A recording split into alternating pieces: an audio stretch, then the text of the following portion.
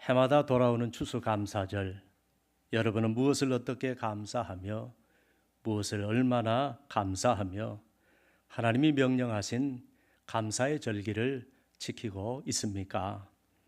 어떤 분이 산소 호흡기 달지 않고도 숨을 쉬며 의식 있고 이렇게 살아있음에 감사해야지 하면서 날마다 감사로 하루를 살아간다고 했습니다. 이것이 힘겹고 고된 삶을 살면서도 매일 다짐하는 자신의 생각이라고 했습니다. 그러면서 이런 고백을 합니다. 지난 만 6년 동안이나 투병 생활을 하다 보니 나는 무엇을 봐도 즐겁지 않고 뭘 먹어도 맛을 모릅니다. 이런 생활 속에서도 내가 감사할 수가 있을까요? 사람들 앞에선 웃고 있지만 항상 제 눈가엔 눈물이 묻어납니다.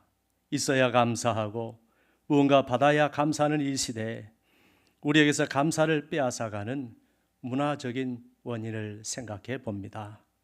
현란한 불빛 아래선 한 자루 촛불이 초라하듯이 예쁘고 잘생긴 외모의 인기인들만 보면 자신의 건강은 안 보이고 멋진 집과 고급 자동차만 보면 자신이 초라해서 견딜 수 없게 만드는 세상 속에서 감사보다 범죄가 늘고 있는 뉴스를 보면서 탄식합니다. 그런데 예쁘고 잘생긴 것만 추구하는 세상 문화가 교회 안으로 자리를 잡아가고 있습니다. 깊이 있는 신앙생활이나 진리 탐구는 사라져가고 가볍고 예쁜 것을 선호하는 시대라서 예수님이 오셔도 맞출 수 없는 까다롭고 개인주의적인 교회 문화로 변해가고 있는 것이 마음이 아픕니다. 모든 것이 다 있다고 감사할 수 있는 건 아닙니다. 하나님이 주신 모든 것을 감사하면 하나님도 기뻐하시지만 감사하는 본인의 삶에도 기쁨이 넘치게 됩니다. 금세 실증내고 금방 없어지는 인내가 존재하지 않는 환경에서 감사는 그저 영혼 없는 인사일 뿐입니다.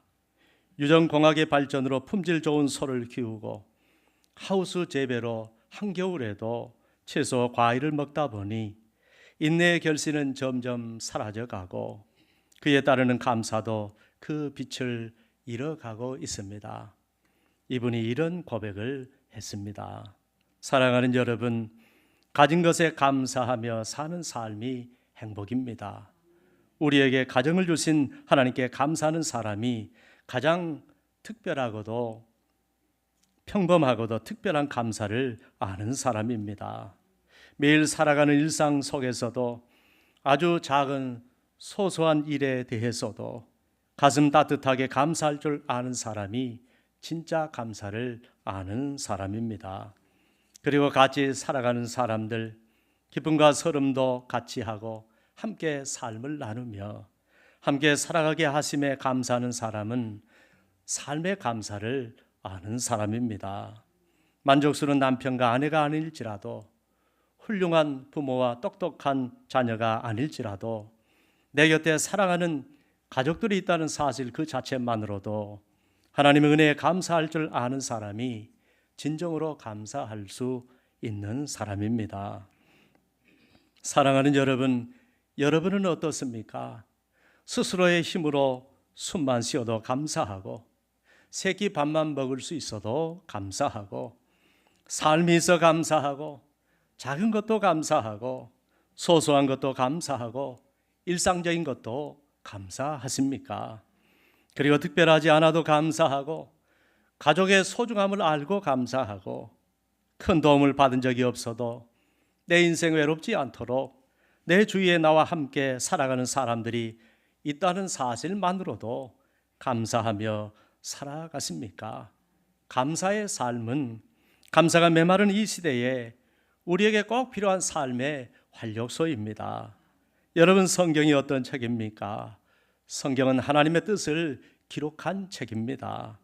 그래서 성경 안에는 하나님의 뜻이 무엇인지 구체적으로 잘 나와 있습니다. 그런데 그 하나님의 뜻 가운데 아주 중요한 뜻 하나가 범사에 감사하라는 말씀입니다. 이것이 우리 인생들을 향하신 하나님의 뜻이라고 했습니다. 우리가 범사에 감사해야 할 이유는 우리는 범사에 하나님의 은혜를 입었기 때문입니다. 무엇보다 우리는 구원의 은혜를 받았습니다. 그리고 때마다 일마다 은혜를 받았습니다. 지금도 그 은혜를 받으며 살아가고 있습니다. 하루하루 살아가는 우리의 모든 삶이 단 하루도, 단 한순간도 하나님의 은혜 없이는 살아갈 수 없는 인생이기에 우리는 범사에 감사하며 살아야 하는 것입니다. 사랑하는 여러분, 그러므로 가진 것이 별로 없어도 혹독한 고난 속에서도 만족과 감사가 없는 이 세상에서 하나님의 은혜에 항상 감사하는 성도들이 되시기를 바랍니다. 감사하지 않고 살다가 다 잃고 나서 그것이 감사였다고 깨닫는 어리석은 인생을 살지 말고 지금까지 지내온 것 주의 크신 은혜라, 지금도 살아가고 있는 것 주의 크신 은혜라고 고백하면서 항상 감사하며 살아가시는 복된 인생들이 되시기를 바랍니다. 사랑하는 여러분, 하나님이 우리의 삶 가운데 가장 좋아하시는 것 중에 하나가 바로 감사입니다.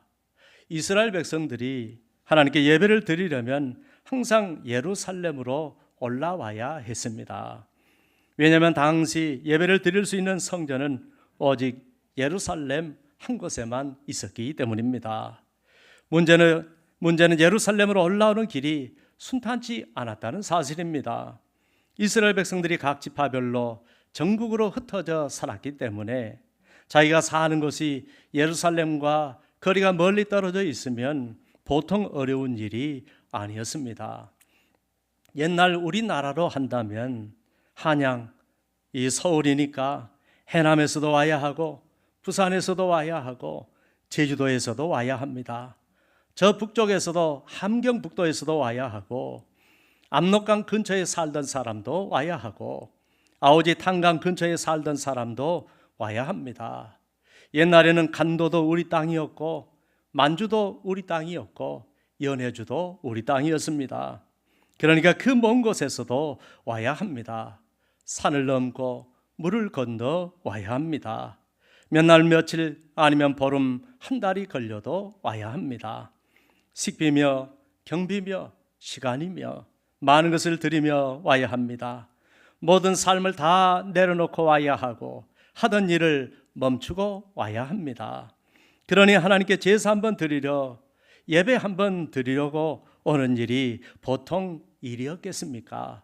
그래서 하나님께서는 우리 인생의 이런 형편들을 아시고 1년에 3차례만 올라와서 절기를 지키라고 명령하셨습니다.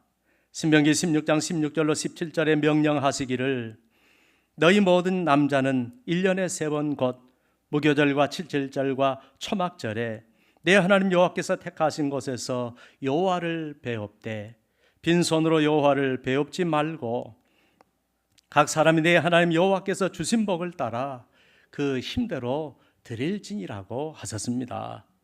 그러나 1년에 3차례 올라오는 것도 이미 말씀드린 대로 결코 쉬운 일이 아니었습니다. 이런 걸 생각하면 요즘 우리가 얼마나 편하게 신앙생활을 하고 있는지 모릅니다. 우리는 이 또한 감사해야 할 줄로 믿습니다. 구약에 보면 남자는 여자의 대표이고 가족의 대표입니다. 그러니까 남자들이 가족 대표로 올라와서 예배를 드렸습니다. 이것은 모든 사람들, 모든 가족들이 한 사람도 빠짐없이 하나님께 절기를 지키며 하나님의 은혜에 대해 감사해야 한다는 것을 말합니다. 여러분, 절기의 정신이 무엇일까요? 감사입니다. 그러면 예배의 정신이 무엇일까요? 이것도 감사입니다. 그런데 여호와께 절기를 지키러 나올 때에는 결코 빈손으로 나오지 말고 반드시 감사의 예물, 즉 절기 헌금을 가지고 올라오라고 하셨습니다. 그러면 하나님께 드리는 예물, 즉 헌금의 정신은 무엇일까요? 이것도 감사입니다. 특히 이스라엘의 3대 절기인 무교절, 칠칠절, 초막절, 즉 유월절, 오순절, 장막절을 가리켜 모두 감사절기라고 하셨습니다. 아니, 한 절기도 감사절기가 아닌 절기가 없습니다. 모두가 감사절기입니다. 3대 절기 외에도 초실절, 나팔절, 부림절, 대속제일 등 하나님이 말씀하신 다른 모든 절기의 정신도 바로 감사입니다. 여러분, 그리고 하나님은 평소 범사에 감사라고 하셨습니다. 그래서 우리는 범사에 감사해야 합니다. 매일에 감사해야 합니다. 이렇게 범사에 감사하고 매일 감사해야 함에도 불구하고 하나님께서는 또한 감사절기, 특별한 절기를 명령하셨습니다. 왜냐하면 우리가 드려야 하는 일상의 감사는 기본이지만 특별한 감사를 드려야 하기 때문입니다. 그리고 특별한 감사는 일상의 감사로는 결코 감사할 수 없는 특별한 은혜를 입었기 때문입니다. 특별한 감사 중에 무엇보다 우리는 구원해 주신 은혜에 대해 감사해야 합니다. 그 다음은 첫 열매를 거두게 하신 은혜에 감사해야 합니다. 그 다음은 오곡백과 풍성한 추수를 할 수 있게 해주신 은혜에 대해 감사해야 합니다. 그 다음은 지난 1년 동안 먹고 입고 쓰며 살 수 있도록 해주신 하나님의 은혜에 대해 감사해야 합니다. 이 놀라운 은혜들은 일상에서도 항상 감사해야 하지만 특별한 절기를 정해서 크게 감사해야 한다는 것입니다. 그 정도로 우리가 받은 은혜가 크다는 것입니다. 그러므로 우리는 반드시 하나님의 성전에 올라와서 하나님께 예배하며 하나님께 예물을 드리며 감사를 드려야 하는 것입니다. 우리가 사는 것이 아무리 멀어도 아무리 바빠도 어떤 사연이 있을지라도 열일을 제쳐두고 올라와야 하고 어떤 이유와 변명도 용납하지 않은 채 반드시 예루살렘 성전으로 올라와서 절기를 지키라고 명령하신 것입니다. 도대체 감사가 얼마나 중요하면 이렇게 말씀하셨을까요? 도대체 하나님께서는 감사를 얼마나 원하셨으면 이렇게 말씀하셨을까요? 사랑하는 여러분, 은혜를 받은 자는 반드시 감사를 해야 하는 것입니다. 큰 은혜를 받으면 크게 감사를 해야 하는 것입니다. 그것이 은혜를 입은 자가 해야 할 마땅한 도리인 것입니다. 사랑하는 여러분, 우리가 은혜 없이 살 수가 있을까요? 우리는 일상적인 은혜 없이도 살 수 없고 특별한 은혜가 없이도 살 수가 없습니다. 그런데 그 은혜를 모두 잊어버리고 평소에도 감사하지 못하고 특별하게 감사하지 못하면 안 된다는 것입니다. 사랑하는 여러분, 감사를 모르는 인생은 바른 삶을 살 수가 없는 것입니다. 감사를 모르는 인생은 바른 신앙생활을 할 수가 없는 것입니다. 감사를 모르는 인생은 또 다른 은혜, 그 다음 은혜를 받을 수가 없는 것입니다. 그러므로 감사하는 인생들이 되시기를 바랍니다. 그러므로 일상에서도 범사에 감사하며 살고 받은 은혜 생각하면서 특별한 은혜를 생각하며 감사하며 살고 하나님이 잊지 말고 감사하라는 모든 절기를 잘 지키며 하나님의 은혜에 대해 감사하며 사시기를 바랍니다. 이번 추수감사절을 준비하면서 지금 우리 교회 유리벽에 추수감사절기 프랑카드를 걸어 놓았습니다. 거기에도 기록해 놓았지만 하나님께서는 감사하는 자들에게 이런 약속을 해 주셨습니다. 시편 50편 23절에 말씀하시기를 감사로 제사를 드리는 자가 나를 영화롭게 하나니 그의 행위를 옳게 하는 자에게 내가 하나님의 구원을 보이리라고 약속하셨습니다. 사랑하는 여러분, 우리 하나님은 은혜를 잊지 않는 인생, 진심으로 감사하는 인생을 더욱더 축복해 주시는 것입니다. 더 많은 은혜를 내려주시고 더 많은 감사로 넘치게 하시고 구원의 은혜를 베풀어 주시는 것입니다. 이뿐만이 아닙니다. 이미 하나님께서는 감사하면 사는 인생은 가장 복된 인생이 되도록 만들어 놓으셨습니다. 감사로 살면 아예 행복하도록 만들어 놓으셨습니다. 아예 복을 받으며 살 수 있도록 만들어 놓으셨습니다. 사랑하는 여러분, 하나님의 은혜에 감사하는 인생을 가장 복된 인생이 되도록 만들어 놓으셨다는 사실을 기억하시기를 바랍니다. 그리고 하나님의 은혜를 결코 잊지 않고 감사하며 살아가는 인생을 계속해서 축복하신다는 사실도 기억하시기를 바랍니다. 이처럼 감사하는 인생을 축복하시는 하나님을 안다면 늘 감사하는 인생들이 되시기를 바랍니다. 항상 감사하는 인생들이 되시기를 바랍니다. 매일 감사하는 인생들이 되시기를 바랍니다. 범사에 감사하는 인생들이 되시기를 바랍니다. 작은 일에도 감사하는 인생들이 되시기를 바랍니다. 때마다 일마다 감사하는 인생들이 되시기를 바랍니다. 감사절기를 지키며 특별하게 감사하는 인생들이 되시기를 바랍니다. 그리고 진실로 감사하다면 말과 혀로만 감사하지 말고 주일마다 절기 때마다 하나님의 성전에 올라와서 하나님께 예배드리며 풍성한 감사의 마음을 예물에 담아 그 은혜에 감사하며 그분의 이름을 찬양하며 그분께 헌신하며 그분께 감사하시기를 바랍니다. 사랑하는 여러분, 감사하는 심령에 복이 있습니다. 감사하며 살면 먼저 나부터 마음이 따뜻해집니다. 푸근해집니다. 행복해집니다. 입가에 미소가 머금어집니다. 그리고 다른 사람의 마음도 기쁘게 합니다. 즐겁게 합니다. 행복하게 합니다. 감사는 모두를 좋게 하고 모두를 행복하게 하는 하나님이 주신 최고의 축복인 것입니다. 그러므로 오늘 본문 골로새서 3장 15절로 17절에서도 너희는 또한 감사하는 자가 되라고 하셨습니다. 여러분, 놀라운 것은 15절에도 감사가 나오고 16절에도 감사가 나오고 17절에도 감사가 나온다는 사실입니다. 무슨 뜻일까요? 너희는 무슨 일을 하든지 구절구절 감사라는 말입니다. 그러면 왜 예수 믿는 우리는 또한 감사하는 자가 되어야 한다고 하셨을까요? 첫째 15절 말씀대로 우리는 예수님 때문에 구원을 받고 하나님의 자녀로 부르심을 받았기 때문입니다. 둘째 16절 말씀대로 우리 안에는 그리스도의 말씀이 풍성해져서 온갖 신령한 은혜를 받으며 살아가고 있기 때문입니다. 셋째 17절 말씀대로 우리가 무엇을 하든지 말에나 일에나 다 주 예수의 이름으로 행하는 사람이 되었고 하나님 아버지께 감사하는 사람이 되었기 때문입니다. 그러므로 여러분들은 또한 감사하는 자들이 되시기를 바랍니다. 또 놀라운 점은 15절, 16절, 17절 모두가 감사가 나오는데 그 모든 감사가 15절, 16절, 17절 모두 그 구절의 맨 끝에 감사가 나온다는 사실입니다. 그러니까 감사가 앞에 나오는 것이 아니라 중간에 나오는 것이 아니라 항상 맨 끝에 나온다는 사실입니다. 이것은 무슨 뜻일까요? 너희가 무슨 일을 하든지 항상 맨 마지막에는 하나님 아버지의 은혜에 감사하는 자가 되어야 한다는 말씀입니다. 그러면 항상 모든 일을 마칠 때마다 하나님 아버지께 감사하는 자들이 되시기를 바랍니다.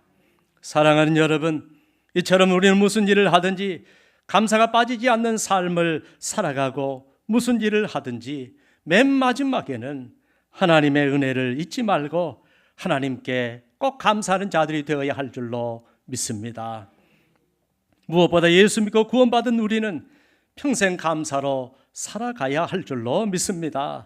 받은 은혜 잊지 말고 항상 감사로 살아가고 풍성한 은혜 잊지 말고 풍성한 감사로 살아가고 특별한 은혜 잊지 말고 절기 때마다 특별한 감사로 살아가시기를 바랍니다. 우리가 그렇게 감사로 살아가면 하나님께서는 우리의 삶에 더욱 풍성한 은혜, 더욱 풍성한 축복으로 충만하게 채워주실 줄로 믿습니다. 어떤 경우에도 또한 감사하는 자들이 되시기를 우리 주님의 이름으로 축원합니다. 기도하겠습니다. 하나님 아버지, 은혜 감사합니다. 예수 믿은 우리는, 하나님의 부름을 받은 우리는 또한 감사하는 자가 되어야 한다고 말씀하셨사오니 우리의 입술에는 불평이 아니라 감사만 나오게 하여 주옵소서. 불평할 것들을 생각하지 말고 받은 은혜 생각하고 우리의 가슴에 감사로 충만하게 채우게 하시고, 그래서 우리의 삶, 우리의 입술, 우리의 행동에는 감사만 묻어나게 하시고 하나님 은혜에 평생 감사로 살아가는 우리 모두가 될 수 있도록 은혜를 베풀어 주옵소서. 예수님의 이름으로 기도합니다. 아멘.